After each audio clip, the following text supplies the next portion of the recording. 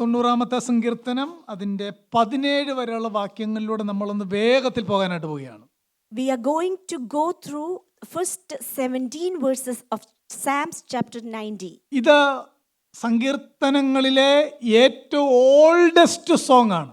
This is a song which is an oldest psalm in this book. നമ്മുടെ കർത്താവിന് ഭൂമിയിലേക്ക് വരുന്നതിന് ഏകദേശം 1400 മുമ്പ്, അത്രയും വർഷങ്ങൾക്ക് മുമ്പ് എഴുതിയ ആദ്യത്തെ പാട്ടാണിത്. Almost 1400 years before the coming of our Lord Jesus Christ, this is a first song which was written. നമ്മുടെ എല്ലാം ബൈബിളിനകത്ത് സങ്കീർത്തനങ്ങളുടെ മുകളിൽ ഏത് കോണ്ടെക്സ്റ്റിലാണ്, ഓൾമോസ്റ്റ് സങ്കീർത്തനങ്ങളുടെ മുകളിൽ എഴുതി വെച്ചിട്ടുണ്ട്, ഏത് കോണ്ടെക്സ്റ്റിലാണ് അവർ ഈ പാട്ട് അവരുടെ ആലയത്തിൽ പാടിയിരുന്നത് എന്നാണ് കോണ്ടെക്സ്റ്റ് എഴുതി വെച്ചിരിക്കുന്നത്. Several of our psalms we can see as a heading which context they sang that psalm during that time period. We can see throughout that Bible. അങ്ങനെ ഒരു ഹെഡിങ് വരാൻ തന്നെയുള്ള കാര്യം ഇതിനെ സംബന്ധിച്ച്, അല്ലെങ്കിൽ സാം 90യെ സംബന്ധിച്ച്, അല്ലെങ്കിൽ 91നെ സംബന്ധിച്ച്, ഓരോ സങ്കീർത്തനത്തെ സംബന്ധിച്ച് ഈ ക്രിസ്ത്യൻ അല്ലെങ്കിൽ ഈ ഇതിൻ്റെ കമൻറ്റേറ്റേഴ്സൊക്കെ വളരെ ആധികാരികമായിട്ട് പഠനമൊക്കെ നടത്തി അവർ 90 സങ്കീർത്തനമൊക്കെ അതിനെ സംബന്ധിച്ച് പഠിച്ചപ്പോൾ അവർക്ക് മനസ്സിലായി ഇത് യഹൂദന്മാർ ഇന്ന കോണ്ടെക്സ്റ്റിലാണ് പാടുന്നത്, അതുകൊണ്ടാണ് അവർ ഈ നിലയിലുള്ള ഹെഡിങ് കൊടുത്തേക്കുന്നത്. The theologians studied and searched the scriptures, and they actually divided and they put certain titles for each psalm after several theological studies. അവർ യഹൂദന്മാർ എങ്ങനെയാണ് പാടുന്നത്, അവരേത് കോണ്ടെക്സ്റ്റിലാണ് ഇത് എഴുതിയത്, അങ്ങനെ നോക്കിയാണ് എഴുതി വെച്ചേക്കുന്നത്. That is the reason they searched which context each psalm was sang, and that is why they put a title before certain psalms. ഇവര് ഈ പാട്ട് ആലയത്തിൽ പാടുന്നതായിരുന്നു. These psalms they usually sing in their temple during their services. ഓരോ particular കാര്യങ്ങൾ വരുമ്പോഴാണ് ഓരോ പാട്ട് അവർ പാടിക്കൊണ്ടിരുന്നത്. They usually used to sing these psalms during certain specific occasions.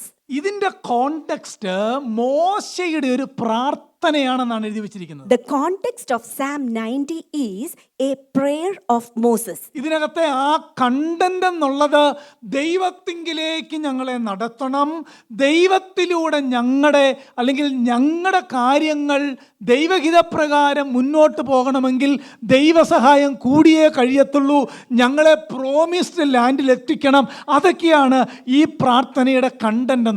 The content of this psalm is we need your presence and we need your guidance in order to reach the promised land. അത് മാത്രമല്ല, ഇവിടുത്തെ നമ്മുടെ ജീവിതം വളരെ ക്ഷണികമാണ്, അതെപ്പോൾ വേണമെങ്കിലും ഇല്ലാതെ ഇവിടെ നിന്ന് മാറിപ്പോകാം, ദൈവത്തിങ്കിലേക്ക് നോക്കണം, ഇറ്റേണൽ പെർസ്പെക്റ്റീവിലായിരിക്കണം നമ്മൾ ജീവിക്കേണ്ടത്. ഈ കാര്യങ്ങളാണ് ഈ പാട്ടിനകത്ത് അവർ പാടുന്നത്. This psalm actually sing about the momentarily life situation. The life is very fleeting and we are about to leave this life at any moment. So prepare us to face life after this. That is the context of this psalm. നമ്മളിവിടെ ഒരു ചുരുക്കം കാലത്തേക്ക് മാത്രമേ ഉള്ളൂ. We are here on this land for a very short period of time. ആ ഒരു context മനസ്സിൽ വെക്കണം. ഞാൻ കഴിഞ്ഞ ആഴ്ച പറഞ്ഞിരുന്നല്ലോ, 90 സങ്കീർത്തനം നമ്മുടെ സഭകളിൽ പൊതുവെ പ്രബോധിപ്പിക്കാറില്ല. ഞാനും ആഗ്രഹിച്ചതല്ല, പക്ഷേ നമ്മുടെ 1-2 പ്രിയപ്പെട്ടവരൊക്കെ കർത്താവിലേക്ക് പോയപ്പം ഞാനിങ്ങനെ ആലോചിച്ച്, അന്നേലൊരു കാര്യം ചെയ്യാം, 90 സങ്കീർത്തനം നമുക്കൊരു എക്സോട്ടേഷൻ നടത്താം, എന്താണേലും ശവകടക്കിന് 90 സങ്കീർത്തനം പറയാൻ പറ്റത്തില്ല, അതുകൊണ്ട് ഇവിടെ പറയാമെന്ന് ഞാൻ ഓർത്തു. Usually this Psalm 90 won't exhort in any Sunday services, but due to the circumstances currently happened in our church, I thought that let me make a meditation and give you some thoughts regarding this Psalm 90. അതുകൊണ്ട് പേടിയൊന്നുമില്ലല്ലോ അല്ലേ? മരിക്കുന്നത് ലാഭം. ഇന്നലത്തെ എൻ്റെ പ്രസംഗം കേട്ടാൽ മതി, ഞാൻ അതിനകത്ത് വിവരിക്കുന്നുണ്ട് എന്നാന്നുള്ളത്. So do not be afraid about death. Death is a gain or a victory for a believer. Great gain ആണ്, ഗ്രേറ്റർ ഗെയിൻ ആണ്, ഗ്രേറ്റസ്റ്റ് ഗെയിൻ ആണ്. This is in 3 tenses, superlative degree, greater and the greatest victory. Death is for a believer. Praise the Lord. നമുക്ക് ഓരോന്നും നോക്കാം. ഇച്ചിരി അന്തരീക്ഷം തണുപ്പാണ്, സങ്കീർത്തനം ഇച്ചിരി തണുപ്പായിരിക്കും. Our weather is a little cold and the exhortation of the psalm is also a little cold. Praise the Lord. ഞാൻ കഴിഞ്ഞ ആഴ്ച പറഞ്ഞൊരു കാര്യം റിപ്പീറ്റ് ചെയ്ത് മുന്നോട്ട് പോവുകയാണ്. ഒരു യൂറോപ്പിലെ ഒരു കത്തീഡ്രലിൽ അതിൻ്റെ സാങ്ച്വറിയിലേക്ക് കയറാൻ 3 എൻട്രൻസ് ഉണ്ട്. 3 entrance. In Europe, there is a cathedral, and in order to enter into the cathedral, there are three entrances. അത് ഒരു ആർച്ച് വേ പോലാണ് ഇങ്ങനെ കയറാനായിട്ടുള്ളത്. These 3 entrances are a kind of archway shaped. അതിന്റെ റൈറ്റ് എൻട്രൻസിൽ നിന്ന് കയറാം, ലെഫ്റ്റ് എൻട്രൻസിൽ നിന്ന് കയറാം. അങ്ങനെയാണ് മെയിൻ എൻട്രൻസിലൂടെ സാങ്ച്വറിയിലേക്ക് കയറുന്നത്. We can enter into the temple, that cathedral, through right or left entrance, and so that we can enter into the center of that cathedral. ആ right എൻട്രൻസിൽ എഴുതി വെച്ചേക്കുന്നതാണ് all that pleases is but for a moment. Right entrance, this verse was written, all that pleases are but for a moment. സന്തോഷിപ്പിക്കുന്നതെല്ലാം തൽക്കാലത്തേക്കാണ്. All that pleases are but for a moment. Left എൻട്രൻസിൽ എഴുതി വെച്ചേക്കുന്നത് all that troubles is but for a moment. And the left entrance, it was written like this, all that troubles us are just for a moment. കഷ്ടതകളെല്ലാം തൽക്കാലത്തേക്കാണ്. ഈ 2 ഡോറിക്കൂടെ അകത്തോട്ട് കയറി കഴിയുമ്പോൾ main എൻട്രൻസിൽ എഴുതി വെച്ചേക്കുകയാണ് all that is important is eternal. Amen. When we enter through these 2 left and right doors, we are facing towards the main entrance of the cathedral. There it was written like this, all that is important is eternal. ഏതാഴ്ചയും ഈ കത്തീഡ്രലിൽ കയറുന്നവർക്ക് അകത്ത് കയറുമ്പം തന്നെ ജീവിതത്തിന്റെ meaning എന്താണെന്നറിയാം അല്ലേ? Whoever entered into that cathedral in any days of the week, they can understand the value of life. അങ്ങനെ ഒരു പാട്ടാണിത്. ഇറ്റേണിറ്റിക്ക് value കൊടുക്കണം. ജോനാഥൻ എഡ്വേർഡ് പറഞ്ഞൊരു വാചകം നമ്മൾ മറക്കരുത്, Lord stamp eternity on my eyeballs. ദൈവമേ, നിത്യത കൊണ്ട്, ഇറ്റേണൽ കാര്യങ്ങളെ കൊണ്ട്, നിലനിൽക്കുന്ന കാര്യം കൊണ്ട് എൻ്റെ കണ്ണിനെ അവിടുന്ന് ചാപ്പാകുത്തണേ എന്നാണ് ആ ഭക്തൻ പ്രാർത്ഥിച്ചത്. Do not ever forget Jonathan Edwards' prayer, Lord, please stamp eternity into my eyeballs. അങ്ങനെ ഇറ്റേണിറ്റി സ്റ്റാമ്പ് ചെയ്തു കഴിഞ്ഞാൽ ഏത് കാര്യത്തെ നോക്കിയാലും നിത്യജീവന്റെ വെളിച്ചത്തിൽ മാത്രമേ നോക്കുകയുള്ളൂ. അതാണ് അതിന്റെ അർത്ഥം. If we stamped eternity into our eyeballs, then we can see everything in a perspective regarding to eternity. ഈ പാട്ടിന്റെ കോണ്ടെക്സ്റ്റ് ചില ആളുകൾ പറയുന്നത് മിരിയാമോ അഹരോനോ മരിച്ചപ്പോൾ മോശ പ്രാർത്ഥിച്ചതാണെന്നാണ് പറയുന്നത്. Certain people are saying that this context of this psalm, Moses sang this song during the death of either Miriam or Aaron. നമുക്ക് അറിയില്ല. വേറെ ചില ആളുകൾ പറയുന്നത് മരുഭൂമിയിൽ അനേകരും മരിച്ചു വീഴുകയാണ് ഇവരുടെ കൂടെ യാത്ര ചെയ്തവർ, ആ സാഹചര്യത്തിലാണ് ഇത് പാടിയതെന്നാണ് പറയുന്നത്. But we are not too sure. There are several people on their way to the promised land. They were dying during the journey. We are not sure when did this psalm sang. പക്ഷെ ഇത് വായിക്കുമ്പോൾ ഒരു context clear ആയിട്ട് വരുന്നുണ്ട്. ഇവര് പ്രതീക്ഷിച്ച സ്ഥലത്ത് ഇവരെ കൊണ്ട് തന്നെ എത്താനായിട്ട് കഴിയുന്നില്ല. നഷ്ടങ്ങൾ വരുന്നു, പരാജയങ്ങൾ വരുന്നു, ദൈവത്തിന്റെ കരം ഇവർക്കെതിരായിരിക്കുന്നു. വാസ്തവത്തിൽ ആ കോണ്ടെക്സ്റ്റിലാണ് മരണം സംഭവിക്കുന്നു. ആ കോണ്ടെക്സ്റ്റിലാണ് ഈ പ്രാർത്ഥന ഭക്തൻ കഴിക്കുന്നത്. We are not too sure about the context of this psalm, but when we go through each verses, we can understand very clearly their ideas or their planning were not successful, and there are certain accidental things are happening, and there are certain deaths, unexpected deaths are happening. At that time they came to know that they were not actually moving along with the will of God, and something is happening against their own will. ആദ്യത്തെ 2 വാക്യങ്ങൾ പറയുന്നത് ദൈവത്തിന്റെ എറ്റേണാലിറ്റിയാണ്. ദൈവം നിത്യനാണ്, സ്വയം സ്ഥിതനാണ്. God's ഇറ്റേണാലിറ്റിയാണ് ആദ്യത്തെ 2 വാക്യങ്ങൾ കാണുന്നത്. First 2 verses we can see very clearly the eternality of God. 3 മുതൽ 6 വരെയുള്ള വാക്യങ്ങൾ ദൈവത്തിന്റെ സോവർണിറ്റി എന്ന് പറഞ്ഞാൽ ദൈവമാണ് തീരുമാനിക്കുന്നത്. എല്ലാ കാര്യങ്ങളും അവന്റെ ഇഷ്ടം മാത്രമാണ് നടക്കുന്നത് എന്നാണ് 3 മുതൽ 6 വരെയുള്ള വാക്യം. Verses 3 through 6, it is showing the sovereignty of God. Without his permission nothing will happen. 7 മുതൽ 12 വരെ ഗോഡ് സിവിയറിറ്റി ആണ്. ദൈവത്തിന്റെ പണീഷിങ് ചെയ്യുന്ന, ശിക്ഷിക്കുന്ന, അനുസരിക്കാത്തവരെ തടയുന്ന, നന്മകൾ തടഞ്ഞു വെക്കുന്ന ആ ദൈവത്തിന്റെ സിവിയറിറ്റിയാണ് 7 to 12. 7 through 12, we can see the wrath of God or the severity of God, those who disobey God. എന്നാൽ 13 മുതൽ 17 വരെ വരുമ്പോഴത്തേക്ക് ഈ സങ്കീർത്തനത്തിന്റെ ആ പാട്ടിന്റെ ഘടന തന്നെ, പ്രാർത്ഥനയുടെ സബ്ജക്റ്റ് തന്നെ മാറിയിട്ട് ദൈവത്തിന്റെ കരുണയെ പറ്റി, ഗോഡ്സ് മേഴ്സി പറഞ്ഞ് സന്തോഷത്തോടെ പ്രാർത്ഥിച്ച് നിർത്തുന്ന, പാടി നിർത്തുന്ന ഒരു ഗാനമാണ് സാം 90. ക്ലിയർ ആയോ? Towards the end of this psalm, verses 13 through 17, we can see the mercies of God.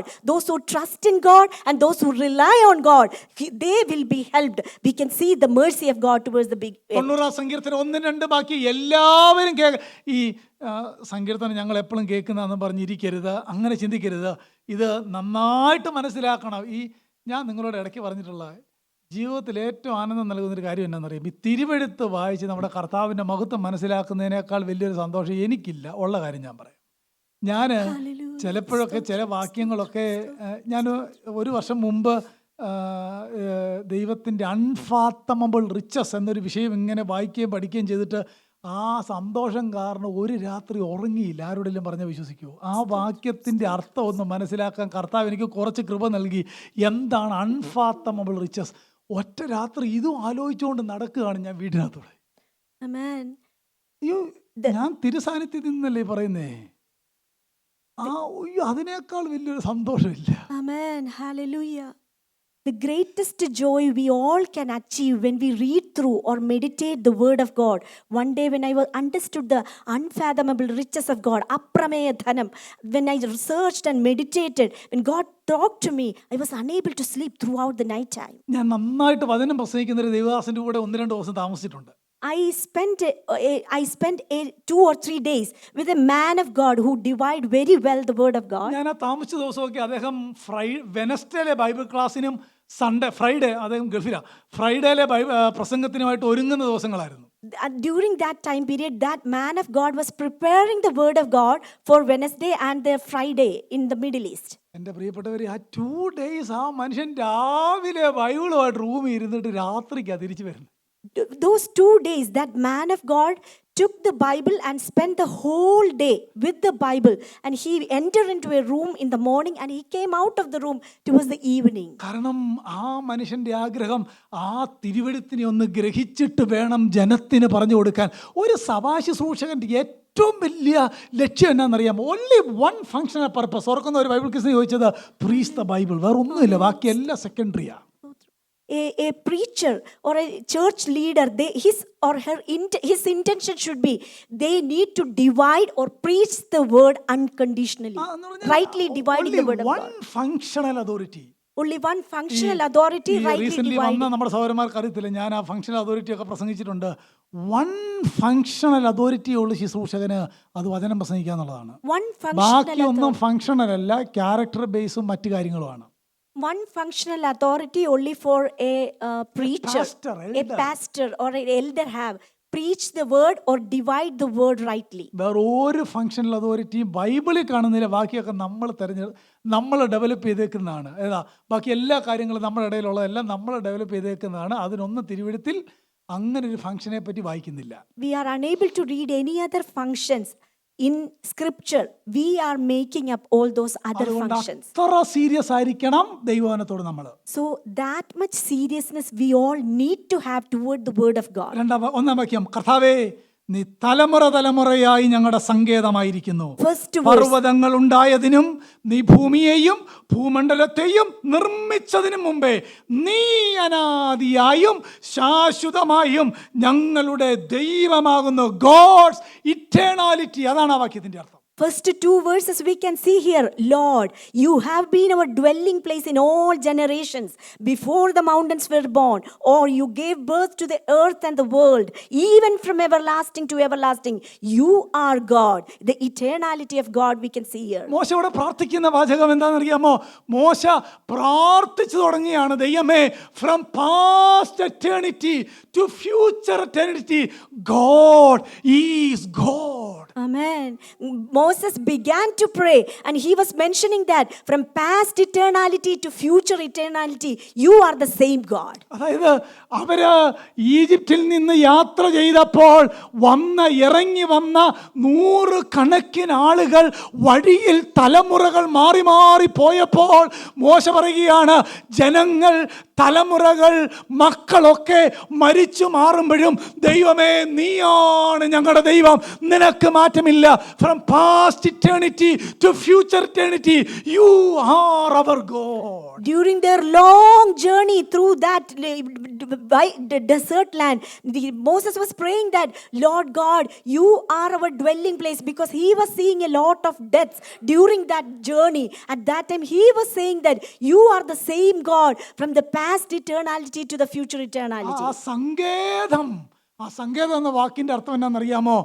മറഞ്ഞിരിക്കുന്ന സ്ഥലം, ഭവനം, വീട്, ഒളിയിടം എന്നൊക്കെയാണ് ആ വാക്കിന്റെ അർത്ഥം. The dwelling place, that is called a hiding place or a refuge or a strength. ഈ ഡ്യൂട്രോണമിക്കകത്ത് 33:27 അത് മോശയുടെ അവസാന പുസ്തകം, അവസാന അധ്യായങ്ങളിലേക്ക് വരിക. അവിടെ മോശ പറഞ്ഞു നിർത്തുന്ന ഒരു വാചകമുണ്ട്, the eternal God is a dwelling place. പുരാതനനായ ദൈവം നിന്റെ സങ്കേതം. Amen. Moses was praying. In the last prayer, Moses was concluding by stating like this, the eternal God is a dwelling place. Praise the Lord. ഇവിടെ Hallelujah. ഈ സങ്കീർത്തനത്തിന് മറ്റ് സങ്കീർത്തനങ്ങളെക്കാൾ ഒരു speciality ഉണ്ട്. എന്നാണെന്നറിയാമോ? ഓരോ വാക്യം വായിക്കുമ്പോഴും ഓരോ വാക്യം വായിക്കുന്ന വായനക്കാരനെ നേരിട്ട് ഡയറക്ട്ലി ദൈവത്തിങ്കിലേക്ക് കൊണ്ടുപോവാണ് ഓരോ വാക്യങ്ങളും. When this psalm has an importance because each verse is making us to turn back to God. നിങ്ങൾ ആ പദം കണ്ടോ? യു ലോർഡ്, ദൈവമേ നിന്നോട്, യു യുവേഴ്സ്. ആ വാക്ക് ഞാൻ ഒരു 15-ലധികം തവണ ഈ സങ്കീർത്തനം 90-നകത്തുണ്ട്. ഒന്നാം വാക്യം കണ്ടോ? Lord you have been our dwelling place. രണ്ടാം വാക്യം യു ഗേവ് ബർത്ത്. അത് ഒടുവിൽ തീരുന്നത് യു ആർ ഗോഡ്. 3 തുടങ്ങുന്നത് you turn man back into dust. 4-ാം വാക്യം 1,000 years in your sight. 5-ാം വാക്യം യു ഹാവ് സെപ്റ്റ്. 6-ാം വാക്യം അതുപോലെ തന്നെ. 7-ാം വാക്യം യുവർ ആങ്കർ. അതിൻ്റെ 2-ാം ഭാഗം യുവർ റാത്ത്. 8-ാം വാക്യം യു ഹാവ് പ്ലേസ്. അങ്ങനെ നിങ്ങൾ നോക്കിയാൽ യു, യുവേഴ്സ്, നീ, നിന്റെ എന്ന് പറഞ്ഞാൽ this whole psalm is a theocentric, ദൈവകേന്ദ്രീകൃതമായൊരു സങ്കീർത്തനമാണ്. This psalm, throughout the verses we can see the God is the center of the psalm. അതായത് എന്നെ ഒന്ന് ശ്രദ്ധിച്ചേ, മറ്റ് സങ്കീർത്തനങ്ങൾ ഇപ്പം ഫിലിപ്പി ലേഖനമാണെങ്കിൽ ദൈവം നമ്മോട് പറയുകയാണല്ലേ. അതായത് ഹൊറിസോണ്ടൽ അപ്രോച്ച് ആണെങ്കിൽ സാം 90 വെർട്ടിക്കൽ അപ്രോച്ചാണ്. നിങ്ങൾ ഞാൻ അങ്ങനെ ഇത് പഠിച്ചപ്പോൾ കണ്ടോ, ഹൈലൈറ്റ് ചെയ്തേക്കുന്നുണ്ടോ? വീട്ടിൽ പോയി എല്ലാവരും ഒന്ന് ഹൈലൈറ്റ് ചെയ്ത് നോക്കണം എങ്ങനെയാണ് നമ്മളെ ഡയറക്ട്ലി കർത്താവിലേക്ക് കൊണ്ടുപോകുന്നതെന്ന്. Hallelujah. Usually when we read through the epistles, those epistles are talking to us. That is a horizontal approach. But here we can see a vertical lift, because we can see in each verses a theocentric, you or God. അവിടുത്തെ വാക്ക് നീ തലമുറയായി ഞങ്ങളുടെ സങ്കേതം, പർവ്വതങ്ങൾ സകലതും ഒന്നും എല്ലാ സൃഷ്ടിക്കുന്നതിന് മുമ്പേ നീ അനാദിയായും ശാശ്വതമായും ഞങ്ങളുടെ ദൈവം എന്ന് പറയുമ്പോൾ ഇസ്രായേലിന് അതിനൊരു കോണ്ടെക്സ്റ്റ് ഉണ്ട്. There is actually, he was mentioning about you have been our dwelling place from generation to generation, and even before the mountains were born, you gave birth. There is a context for Israelites for singing this psalm. നമുക്കറിയാം, മിസ്രൈമിൽ നിന്ന് പെസഹ ആചരിച്ച് അന്ന് രാത്രിയിൽ അവർ പുറപ്പെട്ടു വരികയാണ്. അവർക്ക് വീടില്ല, അവർക്ക് ബന്ധങ്ങളില്ല, അവരുടെ യാത്രയ്ക്കുള്ള വഴിയറിയില്ല. മരുഭൂമിയിൽ വഴി കണ്ടെത്താൻ ബുദ്ധിമുട്ടാണെന്ന് നിങ്ങൾക്ക് എല്ലാവർക്കും അറിയാമല്ലോ. വഴിയറിയില്ല, സങ്കേതമില്ല. പകലത്തെ ചൂടിൻ്റെ കാഠിന്യം, രാത്രിയിലെ ഇരുട്ടിൻ്റെ കാഠിന്യം, പകൽ പറക്കുന്ന അസ്ത്രം, ഉച്ചയ്ക്ക് സഞ്ചരിക്കുന്ന മഹാമാരി. സങ്കേതമില്ല, വീടില്ല, ബന്ധങ്ങളില്ലാതെ പുതിയൊരു വഴിയെ യാത്ര ചെയ്യുന്ന ആ ഭക്തൻ പാടുകയാണ് മുന്നിൽ നിന്നുകൊണ്ട്. ആ പാട്ടൊരു പ്രാർത്ഥനയായിട്ട് പറയുക, നീയാണ് ഞങ്ങളുടെ സങ്കേതം. we all need to think the context of this psalm, because here they were wandering in the desert. They do not have, during that Passover, they were wandering through the Egypt. They don't know where to hide, where to dwell. They don't have a home. At that time, they were putting their trust and they were saying that, God, you are our dwelling place from generation to generation. പ്രിയപ്പെട്ടവരെ, ജീവിതത്തിൽ വഴിയറിയാതെ നടക്കുമ്പോൾ, പ്രകാശമില്ലാതെ നടക്കുമ്പോൾ, എന്ത് ചെയ്യണമെന്നറിയാതെ നടക്കുമ്പോൾ, ഈ ഭക്തൻ പ്രാർത്ഥിച്ച പോലെ പറയാ, ദൈവമേ, മുഴുവൻ ഇരുട്ടാണ്, ആരെയും ബന്ധങ്ങളില്ല, എങ്ങനെ മുന്നോട്ട് പോയി അക്കരയെത്തുമെന്നറിയില്ല, പക്ഷെ ഞങ്ങൾക്കൊരാളെ അറിയാം, അവൻ ഞങ്ങളുടെ സങ്കേതമാണ്, അവൻ ഞങ്ങളുടെ ബലമാണ്, പുരാതനനായ ദൈവമാണ്, ഞങ്ങളുടെ സോളിന് അവൻ്റെ സന്നിധിയിൽ ഉറപ്പുണ്ട്, സങ്കേതമുണ്ട്. During our lifetime also, when we face certain situation and when we walk or wander in our plans, when we do not have any plans and when we don't know what to do next, and when we face certain darkness in front of us, at that time also we can put our trust in an eternal refuge, so that we can say assuredly, you are God, a dwelling place from generation to generation. തിരുവെഴുത്തിൽ വായിക്കുന്നൊരു വാക്യമുണ്ടല്ലോ, in God that we live Amen. and move and have our being. നമ്മൾ ജീവിക്കുകയും ചരിക്കുകയും എല്ലാം ചെയ്യുന്നത് കർത്താവിലാണ്. അതുകൊണ്ട് മുന്നോട്ടുള്ള വഴി അറിയാൻ മേലെങ്കിലും ആ വഴിയിൽ നടക്കുന്നൊരു ദൈവത്തെ അറിയാം. മുന്നോട്ട് ഞങ്ങൾക്ക് വീടില്ലെങ്കിലും, ഞങ്ങൾ മരുഭൂമിയിലാണെങ്കിലും ഒളിഞ്ഞിരിക്കാൻ, ശത്രു കാണാതിരിക്കാൻ ഒരു സങ്കേതമുണ്ട്. ആ ദൈവം പുരാതനനാണ്. സകലത്തെയും സൃഷ്ടിക്കുന്നതിന് മുമ്പ് അവൻ ശാശ്വതമായി ഞങ്ങളുടെ ദൈവമാണ്. From eternity past to eternity future, he is our God. Amen. Amen. They were wandering in the desert and they do not have a house to live in and they don't know the way where they are heading to. At that time, they were saying that eternal God is our refuge, and behind and beneath His everlasting arm is present. ജീവിതത്തിലെ ഏത് സാഹചര്യത്തിലും God is our dwelling place. Amen. Eternal God is our Even in dwelling wilderness. place. Amen.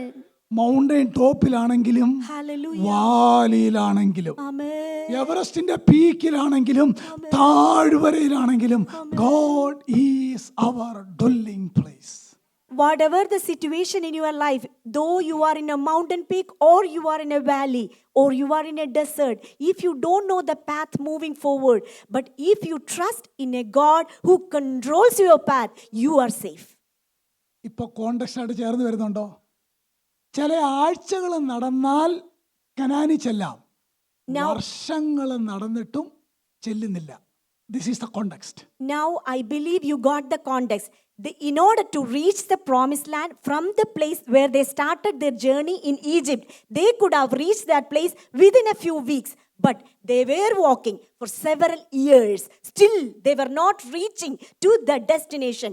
That is the context of this psalm.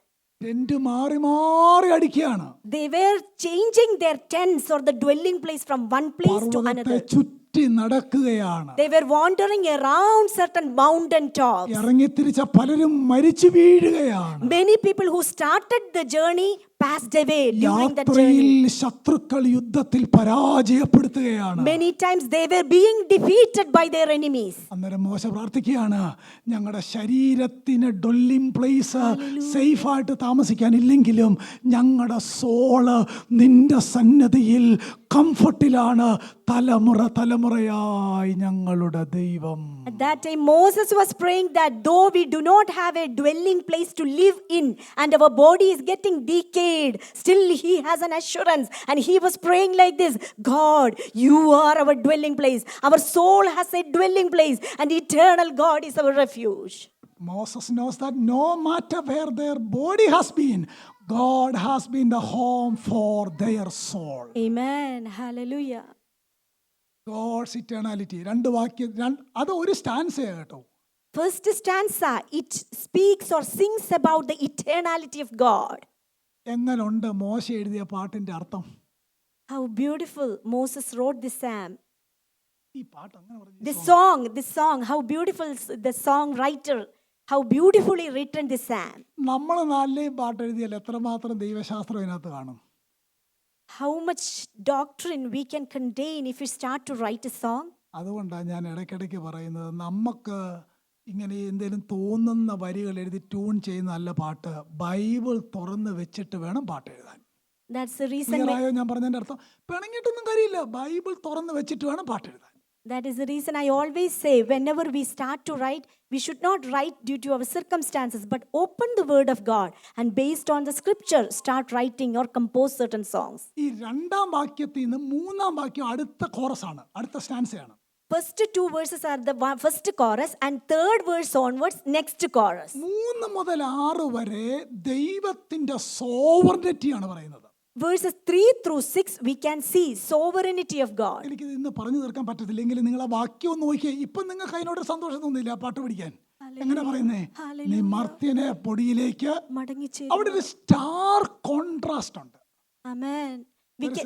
We can see a sharp contrast over here in verse 3. എന്താ ആ star contrast? What is the contrast or the turning point over here? ഒന്നാം വാക്യം രണ്ടാം വാക്യം ദൈവത്തിന്റെ ഇറ്റേണാലിറ്റി പറയുന്നു, മൂന്നാം വാക്യം നമ്മൾ ഒന്നുമില്ലെന്നാ പറയുന്നത്. First two verse speaks about the sovereignty of God, but the third verse there is a sharp turn. First two verse talking about the eternality of God. Verse 3 is talking about man is nothing but dust. Amen. First two verse speaking about the eternality of God, and the second third verse onwards the shortness or the fleeting of life of a man. Okay, കണ്ടോ? അടുത്ത stanza ദൈവത്തെ ഉയർത്തി പറഞ്ഞിട്ട് അടുത്തത് നമ്മുടെ കുറവ് പറയുകയാണ്. മർത്യനെ പൊടിയിലേക്ക് മടങ്ങി ചെരുമാറാക്കുന്നു, മനുഷ്യപുത്രന്മാരെ തിരികെ മണ്ണിലേക്ക് വരുവിൻ എന്ന് അരുളി ചെയ്യുന്നു. എന്നിട്ട് 1000 സംവത്സരം നിന്റെ ദൃഷ്ടിയിൽ ഇന്നലെ കഴിഞ്ഞു പോയ ദിവസം പോലെയും ഭൂമിയിലെ ഒരു യാമം പോലെയും മാത്രം ഇരിക്കുന്നു. നീ അവരെ ഒഴുക്കിക്കളയുന്നു. അവർ പോലെ അത്രേ. അവർ രാവിലെ മുളച്ചു വരുന്ന പുല്ലുപോലെയാകുന്നു. അത് രാവിലെ തഴച്ചു വളരുന്നു, വൈകുന്നേരം അത് അരിഞ്ഞ് വാടിപ്പോകുന്നു. ഗോഡ് ഈ സോവറിൻ. മനുഷ്യൻ്റെ നൈമിഷികത, നമ്മുടെ കഴിവില്ലായ്മ, നമ്മുടെ ബുദ്ധിശൂന്യത നമ്മളെ കൊണ്ട് തന്നെ മുന്നോട്ട് ഒരു സ്റ്റെപ്പ് പോലും പോകാൻ കഴിയുകയില്ല എന്ന് മോശ പ്രാർത്ഥിക്കുകയാണ്. We can see here verses 3 through 6, the weakness of a man or the inability of a man to finish his life. We can see the shortcomings of a man from verses 3 through 6, and he was saying about the sovereignty of God here. മൂന്നാം വാക്യം എന്താ? God supreme authority over our lives. Amen. അങ്ങനല്ലേ വാക്യം? നീ മർത്യനെ പൊടിയിലേക്ക് മടങ്ങി ചെരുമാറാക്കുന്നു, മനുഷ്യപുത്രന്മാരെ തിരികെ വരുവിനെന്ന്. ആ തിരികെ വരുവിനെന്ന് പറഞ്ഞാല് മരണത്തിലേക്ക്, അതാണ് എൻ്റെ അർത്ഥം. അല്ലാതെ ഉയർപ്പിനെ പറ്റിയുള്ള വാക്യം അല്ലത്. മരണത്തിലേക്ക്, പൊടിയിലേക്ക് വരുവിൻ എന്ന് വിളിക്കുന്നു എന്നാണ് എൻ്റെ അർത്ഥം. We can see in verse 3 supreme authority of a God who is commanding return, O children of man, come to death. അടുത്ത സെന്റൻസ് കേട്ടോണം. നമ്മുടെ ജീവിതത്തിൽ എത്ര ദിവസം അനുവദിച്ചിട്ടുണ്ടെന്നുള്ളത് ദൈവത്തിന്റെ സോവറിൻ ഡിറ്റർമിനേഷൻ ആണ്. അങ്ങനെയാണ് വാക്യം. ഇനി നിങ്ങൾ പറ, പിശാച് നമ്മുടെ ജീവനെ പാതി വഴിയിൽ എടുക്കുവോ? ക്രിസ്ത്യാനിറ്റിക്ക് ആ സെന്റൻസിനോട് യാതൊരു ബന്ധമില്ല. ഇതുണ്ടോ വാക്യം? നീ മർത്യനെ പൊടിയിലേക്ക് മടങ്ങി, എന്നിട്ട് അതിനെ വീണ്ടും ഉറപ്പിക്കുകയാണ്, മനുഷ്യപുത്രന്മാരെ തിരികെ വരുവിനെന്ന്. അങ്ങനെങ്കിൽ 5-ാം വയസ്സിൽ ഒരുവൻ സ്വർഗത്തിലേക്ക് പോയാലും 50-ാം വയസ്സിൽ ഒരു സ്വർഗത്തിലേക്ക് പോയാലും God has sovereignly determined how much time is being allotted to us to be here upon the earth. അതിലൊന്ന് ഉറയ്ക്കാൻ പറ്റുമോ? അതോ നമ്മുടെ പ്രാണനോട് പോരാട്ടം? ഞാൻ കൊണ്ട് നടക്കുന്ന പുസ്തകത്തിനകത്ത് അതൊന്നുമില്ല. Satan cannot take our life away before the time set by God for each person. God has a sovereign plan and authority, and He has set specific days for each person during their stay on this earth. എന്ന് പറഞ്ഞാൽ God ദൈവമാണ് തിരികെ വിളിക്കുന്നത്. അതാണ് അതിന്റെ അർത്ഥം. മോശ ഇങ്ങനെ കരഞ്ഞ് കർത്താവേ, അഹരോൻ മരിക്കുന്നു, മിരിയാം മരിക്കുന്നു, കൂടെ ഉണ്ടായിരുന്ന ഇറങ്ങി തിരിച്ച പഴയ ആളുകളെല്ലാം മരിക്കുന്നു, എന്താണ് ഇങ്ങനെ സംഭവിക്കുന്നത്? തമ്പുരാൻ പറയാൻ, ഞാനാണ് വിളിച്ചത്. God has the authority. God was saying that I am the one who determines how long a person should live on this earth. When Moses was crying during the death of Aaron or Miriam, God was assuring him, I am the one who is calling back a person. എന്ന് പറഞ്ഞാൽ ഒറ്റ സെന്റൻസിൽ പറയാം, മറന്നു പോകരുത്, പിശാചിന് ദൈവമക്കളുടെ മരണവുമായി യാതൊരു ബന്ധവും ഇല്ല. Amen. Hallelujah. In summary, ഉണ്ടെന്ന് പറഞ്ഞാലേ നിങ്ങൾ പ്രൈസിലോട് പറയുള്ളൂ. ഇല്ല, hallelujah. അങ്ങനെ പോരാട്ടം ഉണ്ടെന്ന് പറയുമ്പോഴാണ് നമ്മൾ എല്ലാവരും കൈയടിക്കുന്നത്. നോ, ഹോളിയായിട്ട് ജീവിക്കുന്നവന്റെ മേൽ അവന് യാതൊരു അധികാരവും ഇല്ല. Hallelujah. അതാ ക്രിസ്ത്യാനിറ്റി, അതാ ബൈബിൾ പറയുന്നത്. Amen. Hallelujah. In summary, a person who is living as a holy life during this earth, his life is numbered and his life is in God's hand, and Satan cannot take away his life from this earth even before the appointed time. ഒരു സോവറിനെ ഉള്ളല്ലേ, ദൈവോ സൈറ്റാനോ? ഇനി നിങ്ങൾ പറഞ്ഞു, ആരാ sovereign? There is only one person can be sovereign. We should determine whether God or Satan who is the sovereign. അങ്ങനെങ്കിൽ ദൈവമാണ് sovereign. God is sovereign over Satan. Amen. Amen. God is sovereign over Satan. പത്രോസിനെ പിശാചിന് പാറ്റാൻ താല്പര്യം ഉണ്ടായിരുന്നെങ്കിലും അവിടുത്തെ വാക്ക് കണ്ടോ, പാറ്റാൻ അനുവാദം ചോദിച്ചെന്നാ വായിക്കുന്ന. ആരോട്? ദൈവത്തോട്. ദൈവത്തിൻ്റെ പെർമിഷൻ ഇല്ലാതെ പിശാചിന് പോലും നമ്മുടെ ജീവിതത്തിൽ ഒന്നും ചെയ്യാനായിട്ട് കഴിയത്തില്ല. കാരണം നമ്മുടെ വിശുദ്ധീകരണത്തിനായിട്ട് പിശാചിനെ പോലും ദൈവം ഉപയോഗിക്കുന്നു. Amen. Hallelujah. Even for example, even for Peter, Satan was trying to tempt him. At that time, Satan was asking a permission from God in order to fan a test into his life. Similarly, in our life also, in certain situations, God will allow Satan to test us or to give us certain trials or issues in our life. ദൈവത്തിന്റെ sovereignty അങ്ങനെ തന്നെയാണോ? രണ്ട് വാക്യം പെട്ടെന്ന് നോക്കിയേ. സങ്കീർത്തനം 139:16. 139 സങ്കീർത്തനം verse by verse ആയിട്ട് ഞാൻ എക്സോട്ട് ചെയ്തിട്ടുണ്ട്. സങ്കീർത്തനം 139:16 ഇങ്ങനെയാണ് വായിക്കുന്നത്: ഞാൻ പിണ്ഡാകാരമായിരുന്നപ്പോൾ നീ എന്നെ കണ്ടു, നിയമിക്കപ്പെട്ട നാളുകളിൽ ഞാൻ ഒന്നുമില്ലാതിരുന്നപ്പോൾ എല്ലാം നിന്റെ പുസ്തകത്തിൽ എഴുതിയിരിക്കുന്നു. Hallelujah. We can see in Psalms 139:16, your eyes have seen my unformed substance, and in your book were all written the days that were ordained for me, when as yet there was not one of them. Praise the Lord. Hallelujah. അതല്ലേ അതിൻ്റെ ആ വേദപുസ്തകത്തിൻ്റെ സത്യസന്ധത, അതല്ലേ നമ്മൾ hold ചെയ്യേണ്ടത്.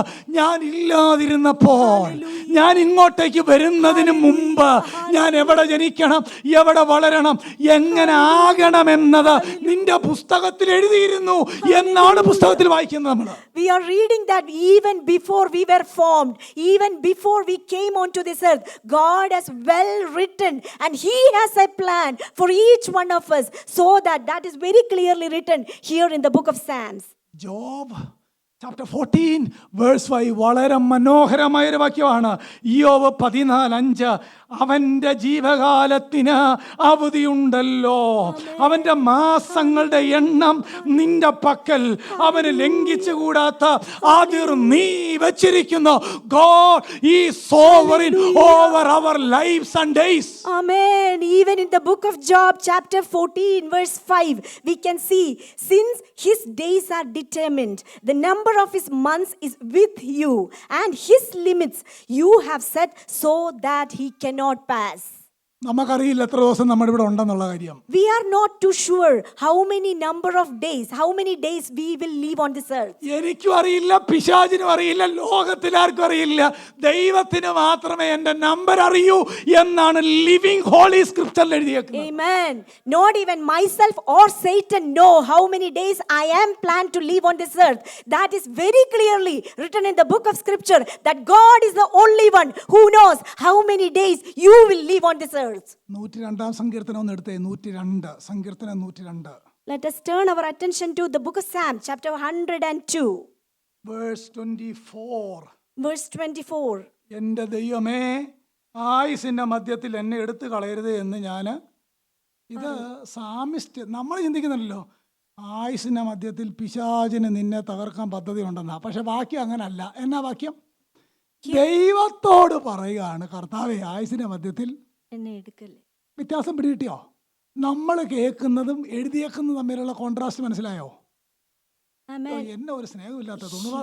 Here we can see a prayer of an afflicted man. He was praying like this: I say, oh my God, do not take me away in the midst of my days. ആയുസിൻ്റെ മധ്യത്തിൽ പിശാച് എടുക്കൂന്നല്ല, അതിനുവേണ്ടി പ്രാർത്ഥിച്ചെന്നല്ല. ദൈവമേ, ഈ സങ്കീർത്തനക്കാരൻ വളരെ സ്ട്രഗിളിലൂടെ ഒക്കെ പോവുക. അതിൻ്റെ ഞാൻ വേണം 102 സങ്കീർത്തനം പിന്നെ എപ്പോഴേലും പറയാം. ആ സാഹചര്യത്തിൽ മുന്നോട്ട് തന്നെ ഏൽപ്പിച്ച ഒബ്ലിഗേഷൻ ഒന്നും തീർക്കാൻ കഴിയാതിരുന്നപ്പോൾ ആ വേദനയെ ദൈവത്തോട് പറയാം, എൻ്റെ കർത്താവേ, അതൊന്നും പൂർത്തീകരിക്കാതെ എടുക്കരുത്. അതാണ് ആ വാക്യത്തിൻ്റെ അർത്ഥം. Here we can see a prayer of the afflicted man when he was faint and he was pouring out his complaint before the Lord, and he was praying this prayer: oh God, do not take away my life during the midst of my days. We don't turn ourselves back to dust. Amen. നമുക്കൊരിക്കലും മരണത്തിലേക്ക് പോകാൻ കഴിയില്ല, മറ്റുള്ളവർക്കും കഴിയില്ല. It is God and God alone who turns us back into dust. Amen. Hallelujah. Praise the Lord. Clear ആണോ? Amen. Hallelujah. Hallelujah. Stotram, എന്നിട്ട് stotram. സമയം ഭയങ്കരമായിട്ട് പോവുക. ഞാൻ ഇന്ന് തീർക്കണമെന്ന് ഓർത്താ വന്നേ. Hallelujah. എങ്ങനെയാ നോക്കിയ വാക്യം? 1000 സംവത്സരം നിന്റെ ദൃഷ്ടിയിൽ ഒരു ദിവസം ഇന്നലെ കഴിഞ്ഞു പോയ ഒരു ദിവസം പോലെയും രാത്രിയിൽ ഒരു എൻ്റെ കർത്താവേ എന്ന് പറഞ്ഞാൽ ഈ ദിവസവും മണിക്കൂറും കാലവും ഒന്നും നിന്നെ സംബന്ധിച്ചിടത്തോളം വലിയ കാര്യമൊന്നും അല്ലല്ലോ എന്ന് അതിൻ്റെ അർത്ഥം. He was saying that the years or the months or the days are not a matter, big thing for God. 1000 വർഷം ഒരു യാമം പോലെ എന്ന് പറഞ്ഞാൽ എന്താ അർത്ഥം? 1,000 years in your sight is just like a watch in the night. What does that mean? വാച്ചിന്തിര എന്ന് പറഞ്ഞാൽ ഓരോ യാമമാണ്. അതെനിക്ക് എക്സ്പ്ലെയിൻ ചെയ്യാനായിട്ട് സമയമില്ല. ലെമന്റേഷൻ 2:19, ജഡ്ജസ് 7:19, എക്സോഡസ് 14:24, ഈ 3 വാക്യങ്ങൾ വായിച്ചാൽ ആ വാച്ചസ് ഓഫ് അത് എഴുതി വെച്ചിട്ടുണ്ട്. ആ വാക്യത്തിൻ്റെ അർത്ഥം നമുക്ക് ആ വാക്യങ്ങൾ ചേർത്ത് വായിച്ചാൽ മനസ്സിലാവും. ഇനി I have no time. I don't have enough time to explain. Watches in the night we can see in several portions of scripture. That is clearly explained. 1000 വർഷം ഒരു യാമം പോലെ എന്ന് പറഞ്ഞാൽ 3 മണിക്കൂർ പോലെ ഉള്ളെന്ന്. 1,000 years is like just like a 3 hours in his sight. അന്നേരം ഇതൊരു മെറ്റഫോറിക്കൽ ലാംഗ്വേജ് ആണെങ്കിലും ദൈവത്തിൻ്റെ ദൃഷ്ടിയിൽ 1000 വയസ്സ് വരെ അല്ലെങ്കിൽ ഒരു ദിവസം ജീവിച്ച ഒരാൾ പോലും ഭൂമിയിലില്ല. ഏറ്റവും അധികം ജീവിച്ചത് മെഥൂശലേഹാണ്, 967 അല്ലേ. പിന്നെ ആദമാണെന്നാണ് എൻ്റെ ഓർമ്മ. 69. Thank you. ഞാൻ വെരി പുവർ മെമ്മറി. അതുകൊണ്ട് ദൈവത്തിൻ്റെ ദൃഷ്ടിയിൽ ആരും ഇന്നുപോലെ ഒരു ദിവസം പോലും എന്ത് ചെയ്തിട്ടില്ല. അതല്ല അതിൻ്റെ അർത്ഥം. എങ്കിലും ഞാൻ അങ്ങ് പറഞ്ഞതേ ഉള്ളൂ. ഇവിടെ സാമിസ്റ്റ് ദൈവത്തിൻ്റെ ഇറ്റേണാലിറ്റി പറഞ്ഞിട്ട് ദൈവത്തിൻ്റെ സോവർണിറ്റി പറഞ്ഞിട്ട് പറയുകയാണ്, നീയാണ് പൊടിയിലേക്ക് വിളിക്കുന്നത്, നീയാണ് മടക്കി ചേരുമാറാക്കുന്നത്. ആയുസിൻ്റെ മധ്യത്തിലും ആയുസിൻ്റെ ആരംഭത്തിലും ആയുസിൻ്റെ ഒടുക്കത്തിലും എൻ്റെ മാസങ്ങളും എൻ്റെ കാലങ്ങളും ലംഘിച്ചുകൂടാത്ത അതിർ വച്ചിരിക്കുന്നത് അങ്ങാണ്. Hallelujah. Here the psalmist is singing. First chorus he was singing about the eternality of God, and then he was speaking or singing his sovereignty. He has set certain days for me, and he has set a boundary, a plan for my life on this earth. 5-ാം വാക്യം മരണത്തിൻ്റെ അല്ലെങ്കിൽ നമ്മൾ ഇവിടുന്ന് പോകുന്നതിന് ആ ഡെത്തിൻ്റെ 3 മെറ്റഫറാണ് പറഞ്ഞേക്കുന്നത്. 3 metaphor. In verse 5 we can see 3 metaphors about death. A flash flood നിങ്ങൾ കണ്ടോ, ഒഴുക്കി കളയുന്നു. We can 2, they fall asleep, ഉറക്കം പോലെ. അടുത്തത് രാവിലെ വന്നിട്ട് വൈകിട്ട് വാടിപ്പോകുന്ന പൂ പോലെ. 3 metaphors of death. Amen. We can see 3 metaphors of death in verse Psalm chapter 90 verse 5. One is a flood, the other one is like a sleep, and the third one is like a grass which sprouts anew in the morning. അത്രയും മാത്രം പറഞ്ഞതിൻ്റെ വാക്കുകൾ നിർത്താം. I would like to finish by explaining that too. എന്താ flash flood പോലാണ് ജീവിതം എന്ന് പറയാൻ കാര്യം? Do you know what is the meaning of life is like a flash flood? എന്ന് പറഞ്ഞാൽ it is so sudden. It is very sudden. It is so unexpected. And it is very unexpected. ആർക്കും flash ഫ്ലഡിനെ തടുക്കാൻ എന്ത് ചെയ്യത്തില്ല. N- ഈ No, സാഹചര്യത്തിലാണ് മോശ പറയുന്നത്, നീയാണ് ഞങ്ങളുടെ സങ്കേതം. amen. A flash flood cannot be determined, cannot be predicted, cannot be prevented. During that situation, Moses was saying that you are our dwelling place. അടുത്തത് ഉറക്കം പോലെ.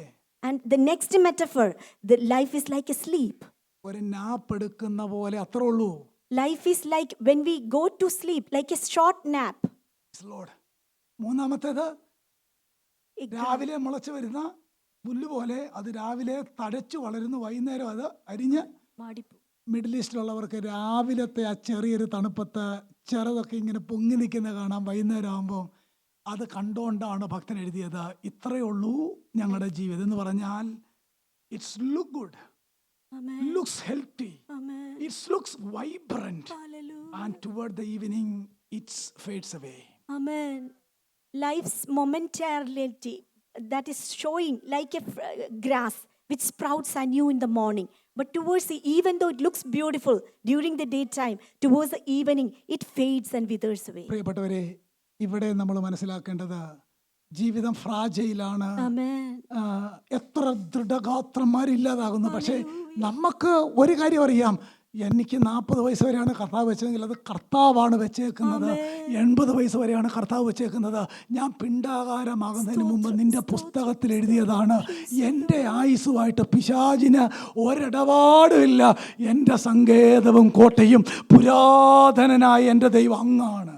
Amen. Psalmist was singing very clearly, though I am living for a day or for a few years, but God has set certain plan and He has already written the number of days we are going to live on this earth. ഇതിന്റെ അവസാനം ഞാൻ ഒരു സന്ദേഹം പറഞ്ഞാലേ തീരത്തുള്ള നിങ്ങൾക്ക് അറിയാമല്ലോ. അവസാന വാക്യം കണ്ടോ, ഞങ്ങളുടെ ദൈവമേ നിന്റെ പ്രസാദം ഞങ്ങളുടെ മേൽ ഇരിക്കുവാൻ. അത് ഞാൻ നെക്സ്റ്റ് സൺഡേ പറയാം. ഞങ്ങളുടെ കൈകളുടെ പ്രവൃത്തിയെ സാധ്യമാക്കി എന്ന് പറഞ്ഞാൽ ഇവരുടെ ആഗ്രഹം എന്നാണെന്നറിയാമോ? Hallelujah. ദൈവമേ, Hallelujah. മരുഭൂമിയിൽ ഞങ്ങൾ മരിച്ചു വീഴല്. Amen. ഞങ്ങളോടൊരു വാക്ക് പറഞ്ഞാണ് അങ്ങ് ഇറക്കിയത്. ഏതാ? ഒരു കനാനുണ്ട്, അവിടെ ചെല്ലണം. Amen. Amen. ഇവരെത്ര നടന്നിട്ടും അങ്ങ് ചെല്ലുന്നില്ല. മരിച്ച ആളുകൾ വീഴുകയാണ്. Hallelujah. They started their journey from Egypt and their journey was through the desert, and they were given a promise that they were about to enter into a promised land. But the thing is, they started walking for years and years. Still, they are unable to reach the destination, and along the journey, many people were dying. അവിടെ പറയുന്നതിൻ്റെ അർത്ഥം ഇതാണ്, കർത്താവെ ഞങ്ങളുടെ കൈകളുടെ പ്രവൃത്തിയെ സാധ്യമാക്കി തരണമേ എന്ന് പറഞ്ഞ, കർത്താവെ ഞങ്ങളെ കൊണ്ട് ഒറ്റയ്ക്ക് ഈ ജീവിതം വിജയകരമായി മുന്നോട്ട് കനാനിലെത്തിപ്പെടാൻ കഴിയുന്നില്ല. അവിടുത്തെ കൃപ ഈ ഞങ്ങളുടെ കരത്തിൽ ഒന്ന് പിടിച്ച് മരുഭൂമിയിലെ ശത്രുക്കൾ കാണാതെ ഞങ്ങളെ അക്കരെ എത്തിക്കണമേ എന്നാണ് അവർ പാടി നിർത്തുന്നത്. They were praying and they were singing this psalm by requesting, pleading with God, God, enable us to fulfill our days, because they knew very well they were unable to finish that journey. That's why they were pleading with God by stating like this, confirm the work of our hands. ഒരു ഭക്തൻ ആ വാക്യത്തെ വ്യാഖ്യാനിച്ചത് ഇങ്ങനെയാണ്, Lord, put your hands on our hands, Amen. if you will, Amen. and let us together lay hold of the plow. കർത്താവേ, നിന്റെ കരം ഞങ്ങളുടെ കരത്തോട് ചേർത്ത് ആ കലപ്പയെ ഒന്ന് പിടിക്കണമേ. സ്വന്തം പ്രയത്നം കൊണ്ട് നടക്കില്ല, ഒന്നും സാധ്യമാകുകയില്ല. നിന്റെ കരം ഞങ്ങളുടെ കരത്തോട് ചേർത്ത് പിടിച്ചാൽ we will establish your work. Amen. So they were crying, we are unable to do anything by our own strength. So we need your hand so that we will be able to finish this journey. God's eternality and God's sovereignty. ഇതിൽ ആശ്രയിച്ച് നമുക്ക് ഈ ആയുസ് മുഴുവൻ ജീവിക്കാം അല്ലേ? Let us live our life on this earth by relying on God's eternality and God's sovereignty. Amen. Amen. ഒന്ന് എഴുന്നേറ്റ് നിൽക്കാമോ?